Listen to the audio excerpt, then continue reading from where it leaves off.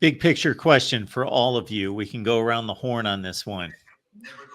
This is the best football program in the state. That's not even debatable. Until somebody else starts winning some football games, it's not debatable. Okay, because it's been for me 1 year's one thing, but we're now looking at 2 consecutive seasons. The best football team in the state by far, not close.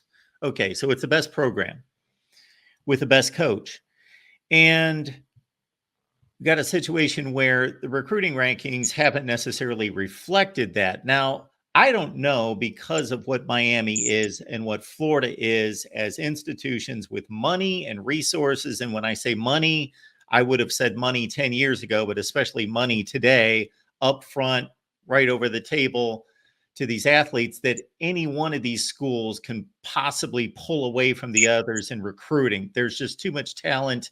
Possibly, I'm asking this question, maybe just too much talent for any one of them to be dominant. But if there would be a dominant school based on the results on the field, you would think it would be Florida State would be pulling away, and this would start to be reflected in the recruiting rankings. Well, before everybody gives their thing, I'll just say this. Okay, the problem with the recruiting rankings is they base it on only high school. And what happens when guys transfer out, they don't subtract them. And when guys transfer in, they don't add them. So if you really did all that and you broke it down, Florida State is kicking everybody's ass. Excuse my language, but yeah, with the transfer portal. So until they change that just to high school, we're not going to take 30 people like Miami did ever. So, you know, if you believe Miami signed a top 5 class, believe it. But they signed like whatever 15 4s and a whole bunch of 3 stars, 20 something of them. But that's my opinion on it. And you know, I got plenty more, but I know James is ready to go. Oh, no, I think George made a good statement, but even if you forget adding the transfers coming in and out, the only way you're going to make a top 5 class, and I've said this numerous times, it's a numbers game. You have to sign between 26 and 30. So if you go back and you look at all the teams that are in there, in Florida State, Mike's just not interested in signing that many guys. One of the things that's probably more indicative of what the competition really looks like or what it is the average star rating, or like what that ranking is. I think if you are a team that's pretty good, you should be 90 plus if I'm using the accuracy correct, or or even 89. But if you're bringing in a bunch of 3 stars, then I can't say that strategy doesn't work. I just don't think that works for Mike Norvell. I also think when we look back on this last class that finished 12, that would have finished top 5, going against what I said, if they didn't have 2 major flips. Like one kid, Blunt, they probably should have been left away from. So looking at we look at Georgia 28, Alabama 28, Oregon 27, Miami 27, Ohio State against the Mole with 23. But if we scroll down to Florida State, I think were we just under 25? Yeah, so we're at 23. Now, what people forget is that when we had those 2 guys that ended up decommitting, we were top 5. Yeah. So, looking at this, in your top 10, all but 7 of your top 10 equal what I just talked about. But now, if I go and I click on Florida State 16, and then a couple of those guys lost their 5th star, like they can't really explain to you why Cam Davis lost his 5th star. They can't really explain the explanation of why. Who was our tight end that we signed? Landon Thomas was a 5-star when he was committed to Georgia, but he commits to Florida State and he loses his 5th star. Now they say it's because he didn't play in the All-Star, but it wasn't anything that he didn't do in his but he didn't play in the high school All-Star game so that he can come to college earlier and practice and get prepared so that he could go to do what he needed to do. Again, I just think we may put a little bit too much in it. But Mark, if you don't mind, click on our commits. Look at Clemson right there. I mean, and before I click on the commits, to your point, James, of course, Florida State at 90.9 average player rating and Miami even 91. It's virtually a tie. Right. I mean, and again, Miami's doing their thing. But when I look at this, Charles Lester is going to be an immediate contributor. Jabari Howard, contributor. Kai Bates, contributor. Cam Davis, contributor. Dwayne McCoy, contributor. Landon Thomas, contributor. Probably won't go with some of the other guys. Tamir Hickman Collins is probably going to have to end up playing a little bit. For whatever reason, they did this weird too. So if you scroll down a little bit more, the signed letter of intent gives us more of our 4 stars.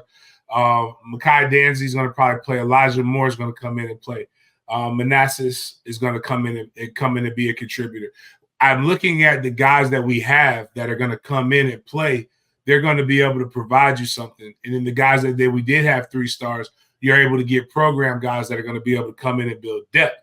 So to me, it becomes more of what works for the coaching staff. And I can't until Mike Norvell, like now, I doubt it happens this year. It may show its face next year, but I doubt that as well. But like if we're talking about 2-3 years ago from now, Miami's really scrubbing the ground on us, and they've just been getting it in high school recruiting, and we haven't. Then that's when where I'll have more of an issue. But right now, it's about who's going to come in, what are the body types, and do we have a tradition of letting these guys in this frameworks work? The other kid another kid, Amari Williams, was a 5-star in the class, just like Blunt. I think I'm saying it's Blunt, right? That was the kid that we had committed. Yeah. He was a 2025 kid. That was a 5-star. Amari Williams was a 2025 kid. That was a 5-star. He was the #1 athlete in the nation for class of 2025, but his 5th star didn't carry over when he reclassed, which is, yeah, I'm not crying about that. That's fine. I just think, recruiting is recruiting. At the end of the day, it's about what's going to happen on the field. And I will not be as vocal as some other people have been until I start seeing us not competing for championships, because that's the standard to me. Right now is Florida State are we not going to be considered a team that should be in the ACC championship this year? I can't see us not being one of the teams there. Not saying we will, but I'm just saying for me, I wouldn't predict us not having the opportunity to play or compete for that. So that would be my whole critique. But I do think having seen it, we have an approach that's a little bit different than others. And as a coach, I can say it's frustrating. As alumni, I can't, because I get it. Mike wants the guys that he wants. You get the pomp. This is when you're supposed to get the pomp and circumstance and the cool stuff, and the Garden and Gold guys taking you, the 5 finest women they could find on campus, escorting you everywhere and doing all these different things. I don't think that happens anymore with Mike Norvell's regime.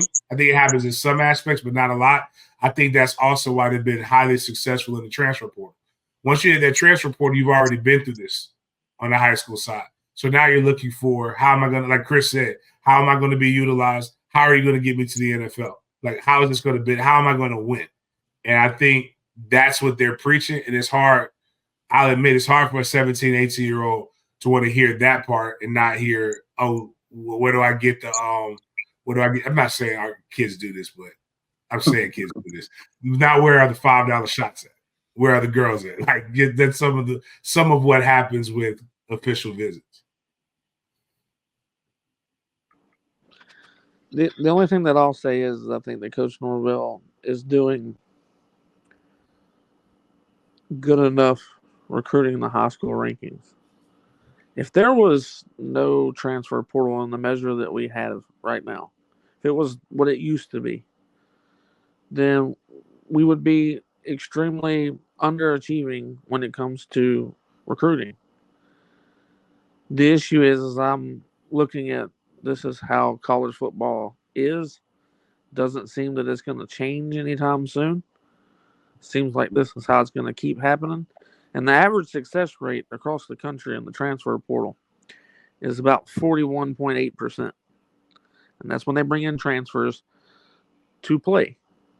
The average success rate in the high school rankings, going back as far as you can, is about 23.8%. So you're only hitting about 23.8% on your high school players. You bring in 30 kids each year, 25, whatever it is. You most of the time don't get out of them what you anticipated. But the few years that you have of the transfer portal, you're hitting it almost 20% more. And that's not just Florida State, that's across the board. So college football has changed, whether everybody wants to like it or not. I think that what Florida State's doing, as long as they keep themselves inside the top 13 or 14, top 15 in recruiting ranks as far as high school alone goes, great. We've got to, and it's going to happen, but we got to come up with a measure of where. I think On3 does pretty decent at this. Haven't seen 247 implement it at all so far. But once you take your recruiting class and then your transfer portal class and you put those together, there's teams that substantially moved up and down because they base it off of the total score, not just the score of this or that. But we have people like Earl Little Jr. that went to Alabama last year out of the 2023 class. We were doing everything in our power to get that young man to commit to us from high school. He transfers to us this year. So we got him a year later than what we really wanted him. But he's got 3 more years of eligibility left. All goes to Alabama. They get credit for it when you look at the rankings. Yeah. And I mean, the numbers are still. That's my thing. I care about the numbers on the win and loss column, and I would sit here and people think that it's a cop out when Florida State people say this. My issue is it's a cop out to only talk about where your high school ranks are, and not implement where your team is, and not implement your wins and losses, not implement your transfers, not implement the things that. It seems like to me, Coach Norvell was ahead of the curve using the transfer portal amongst a lot of people. Then you see Jeff Brom come in with Louisville. Hope I said his name right. You see him come in with Louisville and bringing in all these transfers. The 2 coaches in the ACC that use the transfer portal, not the most, but the best, both were in the ACC championship game last year. And that was coming from Jeff Brom being a head coach for that one physical year. Yeah, first year. Now, a team that uses the transfer portal just as much as we do is the Miami Hurricanes. You know that their success rate in the transfer portal is 19.8%, so below the national average. Their success rate on the high school rankings, because their entire 2022 class has left in high school rankings. You know how many they hit on? 3.3%. So I don't know if we're just going to talk about the numbers that everybody can see that we've been seeing for years, or we're going to talk about the new analytics and the new statistics that came out of what matters. Well, which guys did you land that are contributing to you right now? You know what's 3.3%? Reuben Bain. That's why it's 3.3%. They got one guy that really contributed out of the class that he came in on. Now, you look at the 2023 class, I think they've had 6 of the 2023 classmen leave, and they haven't even got started. Florida is in a similar situation where they've actually hit better in the transfer portal than Miami, but very similar to the high school rankings. Both of them supposedly are recruiting the high school rankings better than we are. But my issue is if you look at Georgia, the guys that the 2022 class across the nation was just bad, because you have to go look and see how many of the 2022 classmen all left the schools that they were recruited to. Georgia's lost a bunch of them. Okay. So, but Georgia does a really good job at bringing in high-end transfer guys that they need for specific spots. Now they're doing phenomenal in high school rankings. Ohio State, phenomenal in high school rankings. But how well is Ohio State doing in the transfer portal? This past transfer portal season, it looks like Ohio State did a pretty good job. Why would they do that?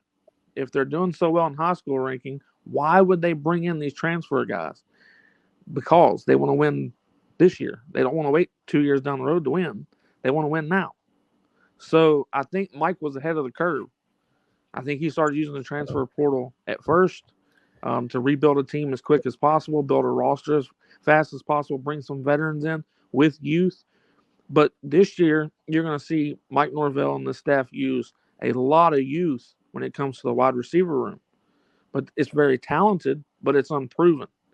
You brought in a couple of you brought in a couple of wide receivers that have a little bit of experience, and you had a couple of seniors left over that have some experience. But I bet you watch the young guys like Hakeem Williams.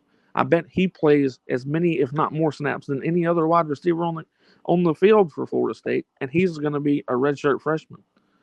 So we did it a little bit different, and a lot of people are questioning the ranking system and all of that stuff.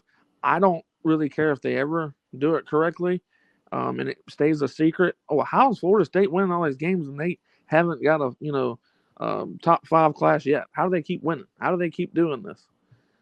Because there's more analytics out there and more statistics to what's going on than just what 247 on 3 and ESPN's top 300 and Rival says when it comes to recruiting. I'm going to listen to the guy that's winning me football games and how he's winning me football games than I am the gentlemen that don't do nothing but bring them to a camp and they get a 5th star because they said they showed up.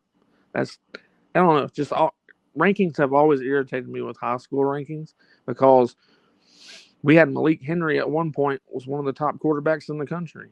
We had A.J. Duffy, one of the top quarterbacks in the country that we recruited from the high school rankings. Ask me where both of them are. Ask me how well we hit on those guys. We brought in a bunch of offensive linemen in the 2022 class, Quayshawn Sapp, so on and so on. Ask me where they're all at. There's one left. Out of that whole class, there's one gentleman left. Same thing goes for when you look at Miami's class, Florida's class, Georgia's class. I don't know how well Ohio State's kept their 2022 class, but the majority of the country has completely shuffled their 2022 class around, and it was because of when they were being evaluated the most, which was during COVID, 2 years prior to the moment of them getting accepted and actually offered and committed. There was a huge downward trend when we weren't able to see young men play, and they just stuck with, well, they showed up to this camp, they did this, they did that. It's going to take this class will be the first one I believe is very accurate, back to what it should have been. So we'll see what happens, but I think Florida State's doing better than everybody else in a lot of cases. But yes, we could do better in the high school recruits. I think this year will prove that, but we're probably going to be ranked decently high, but it's not going to be the sexy type because we're going after trenches this year in a big way. It's not all the skill players. Not that we won't get some. It's just that's not what we're after this year. Look how many wide receivers you brought in for last year's class. You're not going to be looking for a bunch of wide receivers this year. You bring in a running back every year. Our running back room's considered one of the best rooms in our entire team. So DBs, same situation. Conrad Hussey is going to be a redshirt freshman. He's going to be playing a lot. Edwin Joseph, redshirt freshman. He'll be playing a lot for Florida State this year. So on and so on down the line. Florida State's playing a lot of youth this year. So I think that they're doing pretty good, and I think that the high school rankings are the high school rankings. Win me the football games that you've been winning me, and I don't care if you've got the 100th ranked class, as long as we're winning the games we're supposed to win.